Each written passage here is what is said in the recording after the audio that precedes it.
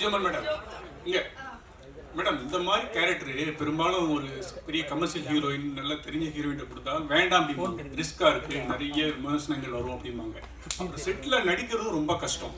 நீங்கள் எப்படி தைரியமாக அதை ஒத்துக்கிட்டீங்க? எனக்கு இந்த கேரக்டர் பிடிச்சிருந்ததுன்னா அதனால பண்ணிட்டேன், அவ்வளோதான். அது இல்லாமல் அந்த கமர்ஷியல் வேல்யூ இல்லை, இதுக்கப்புறம் எனக்கு படமே வராது அப்படிலாம் நான் அப்போ நினச்சி பார்க்கல.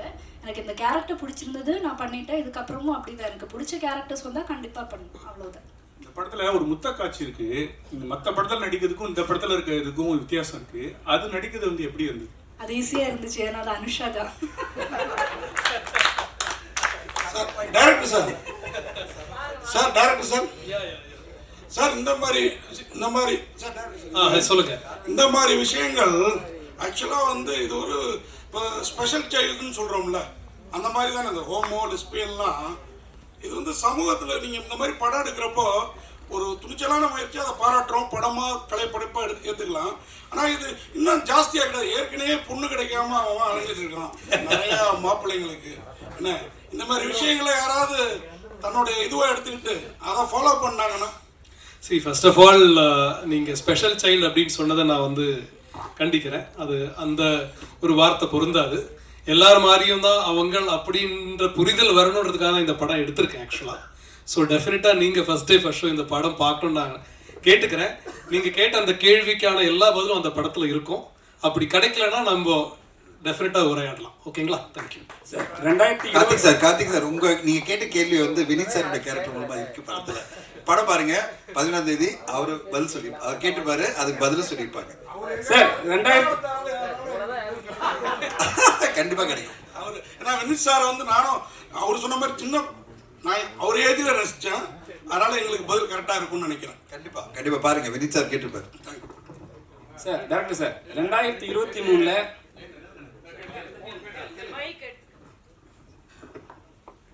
சார் இதில் 2 பெண்ணுங்க காதலிக்கிறாங்க. அவங்க வந்து தனியாக வாழணும்னு சொல்லிட்டு நினைக்கிறாங்க. அதுக்கு அப்பா அம்மா ஒத்துழைக்க மாட்டேங்கிறாங்க. பட் வழக்கமாக ஏற்கனவே நீங்கள் கோட் பண்ண மாதிரி தான் சமுதாயத்தில் வந்து ஒரு ஆண் பெண், ஆணுக்கு ஒரு பெண் அப்படின்னு சொல்லிட்டு தான் இருக்குது. பட் இந்த மாதிரி ஏற்கனவே கார்த்திக் இந்த மாதிரி பெண் கிடைக்க மாட்டேங்குது அப்படின்னு சொல்லிலாம் சொல்கிறாங்க. நீங்கள் வந்து இதை வந்து வற்புறுத்தி சொல்லும்போது நாடு முழுக்க இந்த மாதிரி ஆச்சுனாக்கா அப்புறம் குழந்தை பிறப்பு எப்படி நடக்கும்? அப்புறம் அதுக்கு பிறகு வந்து பெண்கள் அவங்க மட்டுமே குடும்பம் நடத்தலாமா? இந்த மாதிரி கேள்வியெல்லாம் இருக்குது. இதுக்கெல்லாம் நீங்கள் என்ன விட சொல்ல போகிறீங்க படத்தில்? எனக்கு ஆக்சுவலி ரொம்ப சந்தோஷமாக இருக்குங்க. ரொம்ப சந்தோஷமாக இருக்குது. முதல் அந்த சார் கேட்ட கேள்வியாக இருந்தாலும், கார்த்திக் சார் கேட்ட கேள்வியாக இருந்தாலும் சரி, சார் உங்கள் பேர் ஜெயச்சந்திரன் சார், நீங்கள் கேட்ட கேள்விகளாக இருந்தாலும் எனக்கு ரொம்ப சந்தோஷமாக இருக்குது. ஏன்னா நான் அந்த எல்லா கேள்விக்குமே இதில் ஒரு கதாபாத்திரங்கள் அது ஆன்சர் பண்ணுது. உங்களோட அந்த ஆதங்களும் அந்த கேள்விகளும் இந்த படத்தில் இருக்கிற ஒவ்வொரு கேரக்டருக்கு இருக்குது.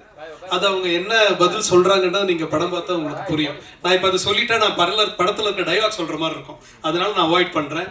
டெஃபினட்டாக நம்ம இதோட படத்தோட ரிலீஸ் முடிச்சதுக்கப்புறம் நம்ம டெஃபினட்டாக டீட்டெயிலாக பேசுவோம். சார் 2000 சார் நீங்க கேட்ட அதே கேள்வி வினித் சார் அதுலயும் கேட்டாரு. எல்லாரும் ஜெயிச்சதானே சார் பாருங்க, வினித் சார் எல்லா கேள்வியும் கேட்டாரு. அதனால நீங்க படம் மட்டும் பாத்துருங்க. அதுல உங்க கேள்விக்கு எல்லாரும் அவர் கேட்டிருப்பாரு. அதுக்கு பதில் வந்து லிஜோ சொல்லியிருப்பாங்க, அது பிறகு அனுஷா சொல்லியிருப்பாங்க, டைரக்டர் வந்து அவங்க மூலமா சொல்லுவாரு.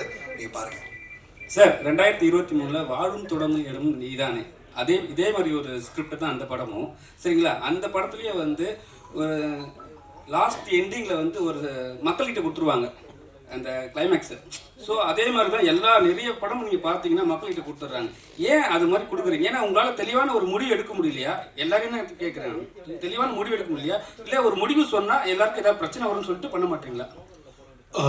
பிரச்சனை வரணும்னு நினச்சிருந்தா நான் இந்த கதையை எடுத்து எழுதியிருக்கவே மாட்டேன், பண்ணியிருக்கவே மாட்டேன்.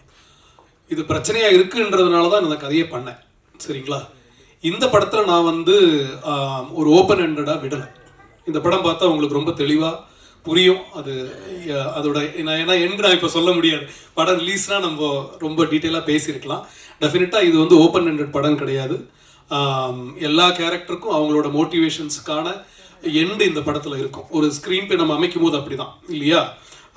ஒரு கதையை இல்லை ஒரு கதாபாத்திரத்தை எடுத்து அவங்களோட ஒரு பிரச்சனையை அந்த கதை வழியாக நம்ம சால்வ் பண்ணி அவங்களுக்கு ஒரு நிறைவை கொடுப்போம். நிறைவை கொடுக்குறோம் அப்படின்றது என்னன்னா அந்த கதாபாத்திரோட தொடக்கமாக இருக்கும். அது ஒரு கதையோட ஆரம்பம் தான் அதோட எண்ட் ஆக்சுவலா. ஸோ அந்த மாதிரி தான் இந்த படம் இருக்கும். டெஃபினட்டா ஓப்பன் எண்டட் கிடையாது சார். இப்போ லெஸ்பியன் ஸ்டோரினாவே நீங்கள் பார்த்தீங்கன்னா மேரேஜ் பண்ணிக்கிறாங்க சரிங்களா, 1 year 6 months சம்திங் தான் வாழ்றாங்க கூடவே. அதுக்கப்புறம் நிறைய பிரச்சனைகள் சொல்லி அவங்களே பிரிஞ்சிடுறாங்க. ஸோ இவங்களுக்குலாம் வந்து ஒரு சொல்யூஷன் இருக்கும் அந்த படத்தில். ஏன்னா நிறைய பேர் வந்து நிறைய படம் எடுத்துட்டாங்க இதே மாதிரி, ஆனால் கடைசி வரைக்கும் சொல்யூஷன் கொடுக்கவே மாட்டாங்க. இப்போ இருக்கிற லெஸ்பியனுக்கு இந்த படம் வந்து சொல்யூஷன் கொடுக்குமா? நீங்க கேட்குற கொஸ்டின் வந்து ஆக்சுவலி லெஸ்பியன் சார்ந்தது கிடையாது, காதல் சார்ந்தது. காதலிக்கிறவங்க எல்லாரும் சேர்ந்து இருக்கிறாங்களா? இல்லையா? ஆக்சுவலாக நல்லா கேட்டுங்க, இது காதலுக்கும் லெஸ்பியனுக்கும் நிறைய வித்தியாசம். ஆனால் உங்களோட பார்வையில் அது மாதிரி, எங்களோட பார்வையில் இது மாதிரி சரிங்களா. லெஸ்பியன் என்னன்னா அவங்களுக்குள்ள உள்ள வந்து லவ், நீங்கள் சொல்றீங்க லவ்ன்றீங்க, ஆனால் வந்து வெளியே வந்து பேசும்போது சம்திங் பண்ணும்போது டோட்டலாகவே அவங்க சண்டை போட்டுக்கிறாங்க. லவ் பண்ணும்போது ஈஸியாக இருக்கு, அப்புறம் வந்து மேரேஜ் பண்ண பிறகு கொஞ்சம் கஷ்டப்படுறாங்க. அது கிளீனாக வெளியே நம்ம காட்டுறாங்க. ஸோ அதை பற்றி இருக்கா? இது வந்து மேரேஜ் பத்தி எல்லாம் இல்லைங்க. இது வந்து இந்த பர்டிகுலர் ரிலேஷன்ஷிப் பத்தியான புரிதல் தான் இந்த படம். காதல் என்பது பொதுவுடமே சொல்லியிருக்கோம், யார் வேணா காதலிக்கலாம் அப்படிதான் இந்த படம். நீங்க கேட்குற இந்த கேள்வி வந்து எல்லா ரிலேஷன்ஷிப்லயும் இருக்கு. ஆண் பெண் காதல்லையும் இதே பிரச்சனை இருக்கு. கல்யாணம் பண்றாங்க, லவ் பண்றாங்க, வருஷக்கணக்கு லவ் பண்றாங்க, கல்யாணம் பண்ண அடுத்த நாள் டிவோர்ஸ் ஆகுது, 6 மாசத்துல டிவோர்ஸ் ஆகுது, 25 வருஷம் ஒன்னா இருந்தவங்க டிவோர்ஸ் ஆகிறாங்க. ஸோ இந்த லவ் அண்ட் ஹேட் ரிலேஷன்ஷிப் மனிதருக்குள்ள இருந்துகிட்டே தான் இருக்கு. அப்பதான் வாழ்க்கை முன்னாடி போகும். ஒன்று ஸ்டாண்டர்டா நிக்காது இல்லையா? ஸோ இந்த படத்துல வந்து நம்ம அதை பத்தி பேசல. இதுவும் சரிதான், உங்களை மாதிரி நாங்களும் காதலிப்போம், நாங்களும் சண்டை போடுவோம், பிரிவோம், ஒன்னா இருப்போம் அப்படின்னு சொல்லக்கூடிய ஒரு படம் தான் இது. ரோஹிணி மேடம், எந்த காதல்னாலும் ஒரு கட்டத்தில் வந்து கல்யாணத்தில் போய் நிற்கணும். இந்த மாதிரி ஹோமோசெக்சுவல் வந்து சில நாட்டில் சட்டப்பூர்வமான அனுமதி இருக்கு, நம்ம நாட்டில் சுப்ரீம் கோர்ட் இதுலேயே வந்து அனுமதி இல்லை. இந்தியா மாதிரி நாட்டுக்கு வந்து அது வந்து மேரேஜ் வந்து லீகலாக வேணும் அப்படின்னு நினைக்கிறீங்களா இந்த ரிலேஷன்ஷிப்? அதுக்கு தான் வந்து அவங்க போராடிட்டு இருக்காங்க இல்லையா? என்ன வேணும் என்ன வேணாம் அப்படின்றது சொல்றதுக்கான நான் அதுக்கு உண்டான அத்தாரிட்டி கிடையாது. ஆனால் ஒருத்தருக்கும் இருக்கிற உணர்வுகளை மதிக்கணும் அப்படின்றத நான் சொல்கிறேன். அப்புறமா வந்து இதை பார்த்துட்டு இப்படி மாறுவாங்க அப்படின்றது வந்து தவறான ஒரு கருத்துங்க. ஏற்கனவே அந்த மாதிரியான உணர்வுகளோடு இருக்கிறவங்க அதை வெளியே சொல்ல முடியாம தவிக்கிறவங்க தான் வந்து இப்போ சொல்லலாம் போல இருக்கு. அது வந்து கம்மிங் அவுட் அப்படின்னு சொல்லுவாங்க இங்கிலீஷ்ல. கம்மிங் அவுட் அப்படின்ற இடத்துக்கு போகலாம் போல இருக்கு அப்படின்ற ஒரு தைரியம் வேணும்னா நம்ம சமூகம் கொடுக்குற இடத்துக்கு போகும் அப்படின்னு நினைக்கிறேன். நன்றி சார். சார் இப்போ வந்து நீங்களே வந்து இந்த வீக் வந்து 2 படம் 2K கிட்ஸ், அது வந்து love down Singh 2K 90 something போது படம். இப்போ வந்து இந்த படம் நீங்கள் லெஸ்பியன். ஆனால் என்னன்னா February 14 ரிலீஸ் பண்ண காரணம் என்ன? முதல்ல ஏன்னா லவ்வர்ஸ் தான் வந்து நிறைய அவஸ்தைப்படுறானுங்க பொண்ணு கிடைக்காம. அண்ணன் சொன்ன மாதிரி பொண்ணு கிடைக்காம அவ்வளவு பேர் அவஸ்தைப்படுறாங்கன்னு நல்லா சொல்றீங்க. ஒன்னே ஒன்று சொல்லிடுறேன், இந்த படம் வந்து நாங்க நவம்பர்ல டிசைட் பண்ணும் போதே அவர் ஒன்னே ஒன்று தான் சொன்னாரு. அன்னைக்கு சொன்னாரு, சார் இது வந்து வேலண்டைன்ஸ் டே நாங்க கொண்டு வரணும்னு ஆசைப்பட்ட படம் இல்ல, காதல் என்பது பொது உடைமைன்னு சொல்லிட்ட பிறகு நான் வேலண்டைன்ஸ் டே 2024 கொண்டு வரணும் ட்ரை பண்ணேன் சார். அப்போ ப்ரொடியூசர்ஸ்க்கு சில சிக்கல்னால கொண்டு வர முடியல. அட்லீஸ்ட் 2025 நீங்க லவர்ஸ் டே கொண்டு வந்துடலாம் சார், ஏன்னா அதுதான் சரியான டேட் இந்த படத்துக்கு, it's a tribute to lovers அப்படின்னாரு. சரி சார், நம்ம வந்து February 14 வந்துடலாம்னு சொல்லிட்டு நாங்கள் February 14 அனௌன்ஸ் பண்ணிட்டு அப்பயே அனௌன்ஸ் பண்ணிட்டு எல்லாம் பண்ணிட்டே இருந்தோம். 2K லவ் ஸ்டோரி வந்து ஜனவரியில் எங்கிட்ட வந்து சுசீந்தர் சார் படத்தை காமிக்கும் போது அதுவும் வேலண்டைன்ஸ் டே படம் தான். ஏன்னா அது வேற மாதிரியான லவ் சொல்லுது. அந்த படத்தை பார்த்தீங்கன்னா அது வேற ஒரு புரிதல். இந்த 2K ஜெனரேஷன் லவ் எப்படி அணுகுறாங்க அப்படின்றத ரொம்ப மெச்சூர்டா ரொம்ப பிரமாதமா வந்து சுசீந்தர் சார் சொல்லியிருக்காரு. அந்த கதையை முடிச்சு நான் படம் பார்த்த உடனே நான் என்கிட்ட சொன்னாரு, சார் நீங்க ரிலீஸ் பண்ணுங்க சார், ஏற்கனவே ஒரு படம் நான் பண்ண போறேன் வேலண்டைன்ஸ் டேக்கு அப்படின்னா. இல்லை சார், எனிவே நாங்கள் வேலண்டைன்ஸ் டே கொண்டு வரணும் பிளான் பண்ணிட்டோம், நீங்க நடுவில் இருங்க, 2 படத்தையும் உங்களால மேனேஜ் பண்ண முடியினாரு. உண்மையிலே சேலஞ்சா தான் இருக்கு எனக்கு, ஏன்னா 2 பேரையும் மேனேஜ் பண்ணணும், 2 ப்ரொமோஷனையும் பார்க்கணும், 2 ஈவெண்ட் அரேஞ்ச் பண்ணணும். ஆனா 2 வேறு விதமான படங்கள், ஒரே மாதிரி படங்கள்ல அது வேற மாதிரியான ஒரு கான்செப்ட் படம். இது எனக்கு மனசளவில் ஆத்மார்த்தமான ஒரு படம்.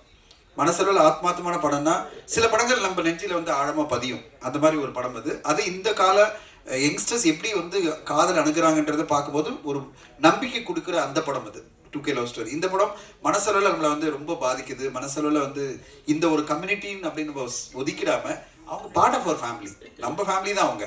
அவங்களுக்கு ஒரு உணர்வு இருக்குல்ல, படம் ஃபுல்லாக உணர்வுகளை பற்றி தான் அந்த படம் பேசும். உணர்வுகளை புரிஞ்சுக்கிட்டீங்கன்னா உங்களுக்கு வந்து எல்லாமே எம்பத்தி பண்ணுவீங்க. நீங்க வந்து இவங்களை ஒதுக்கி வைக்கிற ஒரு கம்யூனிட்டி கிடையாது, இல்ல அந்த செக்மெண்ட் கிடையாது. எல்லாருமே நம்மளோட சார்ந்தவங்க தான், அவங்களும் நம்மளோட இருக்கிறவங்க தான். அந்த உணர்வுகளோட நம்ம ஒத்துக்கணும் அவங்கள அப்படின்றதுக்காக இந்த படம் ரொம்ப அருமையா வந்திருந்தது. பார்த்த உடனே நானும் என் மனைவி தான் பார்த்தோம். இது வந்து நான் வந்து ஒரு மேல் பெர்ஸ்பெக்டிவ் அப்படின்லாம் இல்லை, என் மனைவி இங்கே வந்திருக்காங்க. நாங்கள்லாம் பார்த்த உடனே இந்த படம் வந்து நல்லா இருக்கு, இந்த படம் நம்ம கண்டிப்பாக மக்கள் மத்தியில் கொண்டு செல்லணும் அப்படின்னு ஆசைப்பட்டு கொண்டு வந்திருக்கோம். ஊடக நண்பர்கள் துணையோட, மக்களோட துணையோட இந்த படம் வந்து பரவலான மக்களை ரீச் பண்ண நம்புறேன். ஒரே விஷயம் சொல்ல, இன்னைக்கு காலைல நான் டிஸ்ட்ரிபியூட்டர் கிட்ட நான் பேசியிருந்தேன், எங்கள் டீம் ஃபுல்லாக, தமிழ்நாடு ஃபுல்லாக. அவங்க சொன்னாங்க, காதலது பொது உடைமை பற்றி எல்லா ஸ்க்ரீனும் வந்து போடணும்னு ஆசைப்படுறாங்க, இந்த படத்துக்கு ஏதோ ஒரு விஷயம் இருக்கு அப்படின்னு நம்புறாங்க அப்படின்னாங்க. நான் சொன்னேன், மல்டிப்ளெக்ஸ்ல எல்லாம் இந்த படம் கண்டிப்பாக வரணும், மக்கள் மத்தியில் இந்த படத்துக்கு ஒரு எதிர்பார்ப்பு இருக்கு, அந்த ஒரு நல்ல ஒரு நம்பிக்கை இருக்கு. அந்த நம்பிக்கைக்கு ஏற்ற மாதிரி நீங்க படம் பார்க்கும்போது நீங்க கண்டிப்பா சொல்லுவீங்க நம்புறேன். ஏன்னா இந்த படத்தை பார்த்த சில ஊடக நண்பர்கள், இப்போ சில பேர் தான் பார்க்க முடிஞ்சது. ஏன்னா நாங்கள் வந்து ஒரு இன்ஃப்ளூயன்சஸ் இல்லை, ஃப்ரெண்ட்ஸை கூப்பிட்டு படம் காமிக்கும் போது அவங்க எல்லாருமே சொன்னாங்க, சார் அருமையான படம் கொடுத்துருக்கீங்க அப்படின்னாங்க. அது நீங்களும் சொல்வீங்க நாளடிக்கு அப்படின்னு நான் நம்புறேன். நீங்களும் சொன்ன பிறகு அது கண்டிப்பாக மக்கள் மத்தியில் போய் சேரும், மக்களும் அதே மாதிரி சொல்லுவாங்க. அதுக்கு பிறகு இந்த படம் அதுக்கான ஆடியன்ஸை போய் ரீச் பண்ணிடும் நம்பிக்கையோடு தான் காத்திருக்கிறோம். மேடம், ரோகிணி மேடம், நீங்கள் பேசுகிறப்ப சொன்னீங்க இந்த மாதிரி மாறிடுவாங்க அப்படிங்கிறதெல்லாம் நான் ஏற்றுக்க மாட்டேன் அப்படின்ட்டு. அது அவங்களுக்குள்ளார உள்ளது. அப்படின்னா அது ஒரு திருநங்கை மாதிரி, ஒரு ஸ்பெஷல் சைல்டு மாதிரி அவங்களுக்குள்ள பர்டிகுலர் கேரக்டர் தானே, டேரக்டர் இல்லைன்னாரு. இது நான் உங்கள்கிட்ட இன்னொரு கேள்வியும் கேட்டுறேன். இப்போ நான் ஹாஸ்டலில் இருந்திருக்கிறேன், ஒரு 3 வருஷம் ஊட்டியில் படிச்சிருக்கிறேன். அப்போது நமக்கும் நம்ம ஃப்ரெண்ட்ஸுங்க சில தடம் மாதிரி போயிருக்குது. ஆனால் திருப்பி எல்லாருமே இப்போ ஃபேமிலி மேனாக கல்யாணம் பண்ணிட்டு குழந்தை குட்டி பார்த்துட்டு வாழ்ந்துட்டு தான் இருக்கிறாங்க. ஓகேங்களா? இந்த மாதிரி படங்கள் அந்த மாதிரி மாத்துறதுக்கு வாய்ப்பு இல்லையா?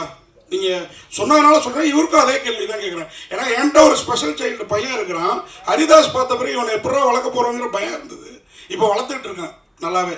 ஸோ அந்த மாதிரி இந்த மாதிரி பசங்களை வச்சிருக்க பேரண்ட்ஸுக்கு இந்த படம் ஒரு ஆறுதலா, இந்த மாதிரி இருந்தாலும் ஏற்றுக்கோங்க அப்படிங்கிற முடிவை தருமா, அதையும் கேட்குறேன். பேசிக்கலி இது வந்து ஃபேமிலிஸ்க்கான ஒரு படம் தான். நீங்க சொல்ற மாதிரி ஸ்பெஷல் சைல்டுன்னு அந்த கேட்டகரிக்கும் இதுக்கும் சம்பந்தம் இல்லை, பொருத்தமான வார்த்தை இல்லை அது அப்படின்னு அது புரிய வைக்கிறதுக்கு தான் பேசுறது. இன்னொரு விஷயம் என்னன்னா வந்து எக்ஸ்பெரிமெண்டிங் அப்படின்ற இடத்துக்கு இல்லை. ஆக்சுவலி உணர்வு ரீதியாகவே அவங்களுக்கு வந்து ஒரு சில பேருக்கு இருக்கிற தெரிவுகள், அதாவது தேர்வு அப்படின்னு வரும்போது அதை நம்ம என்ன மாதிரி பார்க்குறோம் நம்ம அப்படின்றது வந்து நமக்கு அது பழக்கப்படாததுனால, நமக்கு தெரியாததுனால எப்படி பார்க்குறோம். நம்ம வந்து சொசைட்டி வந்து இப்படி ஒதுக்கி வச்சுட்டு, இல்லைன்னா அவங்கள வந்து அவமானப்படுத்துற மாதிரி, அவங்கள வந்து ரொம்ப தரக்குறைவா பேசுற மாதிரி பண்றதுனால நிறைய பேர் பயந்துக்கிட்டு இதை பத்தி பேசாம இருக்கிறவங்க தான் இப்போ பேசலான்னு வெளியே பேசுவாங்கன்னு சொல்றது. யாருமே வந்து இப்போ ஒரு கருப்பா இருக்கிறவங்க கருப்பா தான் இருக்காங்க இல்லையா, அந்த மாதிரி தான் இது. நீங்க எப்படி பிறந்திருக்கீங்களோ அதை நீங்க ஏத்துக்கணும் அப்படின்றத பத்தி தான் பேசுறது தவிர, எப்படியோ பிறந்திருக்கோம் ஆனா இதை பார்த்துட்டு மாறிடுவாங்க அப்படின்றது சரியான புரிதல் கிடையாது அப்படின்னு சொல்றதுக்கு தான் நான் சொன்னேன். டைரக்டர் சார், இந்த பாட்டு வரி வந்து காதல் என்பது பொருள் வந்து பாலன ராஜா சார் உள்ளது, எங்கேயாவது உள்ள வருதா? பெர்மிஷன் வாங்கி பயன்படுத்திருக்கீங்களா? ரீமிக்ஸ் மாதிரி ஏதாவது வருதா? ப்ரமோல மட்டும்தான் இருக்கு, படத்துல அந்த பாட்டு யூஸ் பண்ணுறாங்க. ப்ரமோக்கு பர்மிஷன் கொடுத்தாங்க.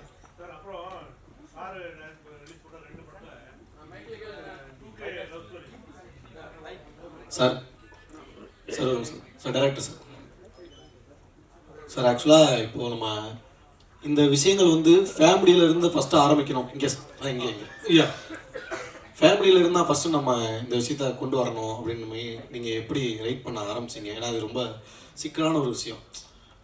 அதை குறித்து சொல்லுவாங்க. அதே மாதிரி வந்து இப்போ இருக்க யங் ஜென்ரேஷன் மேக்ஸிமம் வந்து இந்த விஷயங்களை வந்து மேக்ஸிமம் ஏற்றுக்கிறாங்க.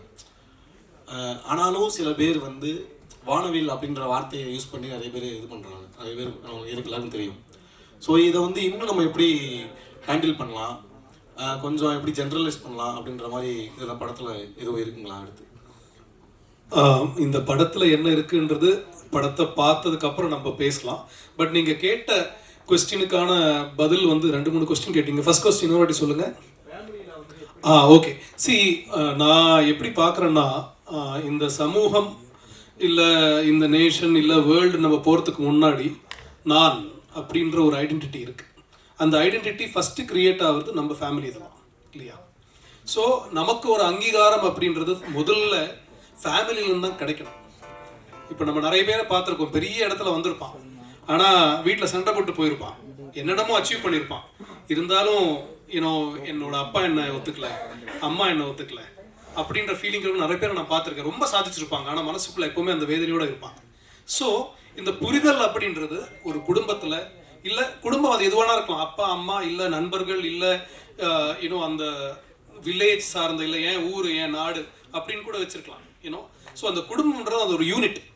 ஸோ இந்த அங்கீகாரம் அங்கே ஆரம்பிக்கணும், அந்த புரிதல் அங்கே ஆரம்பிக்கணும். இந்த படத்தில் சாம் அப்படின்ற கேரக்டர் இவங்க பண்ணியிருக்காங்கன்னா அவங்களோட ப்ரொட்டஸ்ட், அவங்களோட ஃபைட் அவங்க காதலுக்காக என்னன்னா உலகத்துக்கு கூட கிடையாது, என் அம்மா என்ன புரிஞ்சுக்கணும், அவ்வளோதான். அதுதான் இந்த கதை. இந்த ஒன் லைன்ல இந்த கதையை சொல்லிட்டு என் அம்மா என்ன புரிஞ்சுக்கணும், அவ்வளோதான். I don't care about the world. அவங்க புரிஞ்சுக்கிட்டாங்கன்னா அது போதும், அங்கேருந்து அது ஆரம்பிக்கும். அதுதாங்க இந்த படம். இயக்குனர் சார் வணக்கம் சார். இங்கே சமீபத்திய படங்கள் பார்த்தீங்கன்னா இப்போ லெஸ்பியன் ஊக்குவிக்கிற மாதிரியும், இப்போ லாஸ்ட்டாக கூட ஒரு படத்தோட ட்ரெய்லரில் பேசியிருந்தாங்க, பெண்கள் எங்கே வேணாலும் போகலாம், யார் கூட வேணாலும் சுற்றலாம் அப்படின்ற மாதிரியும் ஒரு கதைகள் அமைஞ்சு ஒரு படம் பேட் கேர்ள்னு வரப்போகுது. சமீபத்தில் இந்த மாதிரி படங்கள் வர்றதுனால நாட்டில் ஏதாவது சீர்குலைவுகள் ஏற்படாது, நம்ம கலாச்சாரம் கெட்டு போகும் அப்படின்னு நினைக்க மாட்டீங்களா சார்? டெஃபினட்டாக கிடையாதுங்க. ஏன்னா ஒரு கலாச்சாரத்தில் இருந்து தான் ஒரு கதை உருவாகுது, ஒரு கலாச்சாரத்தில் இருந்து தான் ஒரு கதை உருவாகுது. நம்ம வாழ்வியல் இருந்து தான் ஒரு படத்தை நம்ம உருவாக்குறோம், இல்லை கவிதை உருவாகுது, இல்லை புத்தகம் உருவாகுது. ஸோ ஒரு ரெஸ்பான்சிபிளான கலேஷ், ஒரு ரெஸ்பான்சிபிளான ஒரு கதையும் ஒரு ஆடியன்ஸும் ஒரு செட் ஆஃப் கலைஞர்களும் சேர்ந்து ஒரு படைப்பை கொடுக்கும்போது நம்ம அதை பற்றி யோசிப்போம், சரிங்களா? ஸோ இந்த கதை ஒரு உரையாடலை தான் ஸ்டார்ட் பண்ணோம். இதில் இந்த கதையில் நம்ம இப்படி இருக்கிறது தான் சரி அப்படின்னு சொல்லி நம்ம க்ளோரிஃபை பண்ணுறது கிடையாது. இந்த கேள்வியை நான் நீங்கள் என்கிட்ட கேட்டது சந்தோஷம், நான் அதுக்கு ஆன்சர் பண்ணிட்டேன். பட் இந்த கேள்வியை நம்ம நிறைய வயலன்ஸை, இப்போ நம்ம என்டர்டெயின்மெண்ட் சொல்கிறோம் இல்லையா, நிறைய வயலன்ஸை க்ளோரிஃபை பண்ணுற படங்களை அது மீன்ஸ் அது கரெக்டு, அது ஹீரோயிசம் அப்படின்னு சொல்லி கொண்டாடுற நிறைய படங்கள் இருக்குது. அந்த படம் சமூகத்துக்கு என்ன பண்ணுது அப்படின்ற ஒரு கொஸ்டினும் நம்ம இது கூட சேர்ந்து கேட்கணும் அப்படின்னு நான் உங்களை கேட்டுக்கிறேன். Thank you sir. தடஞ்சன் சார் ஒரே ஒரு கேள்வி சார், உங்களுக்கு தான் முடிச்சுக்கலாம்.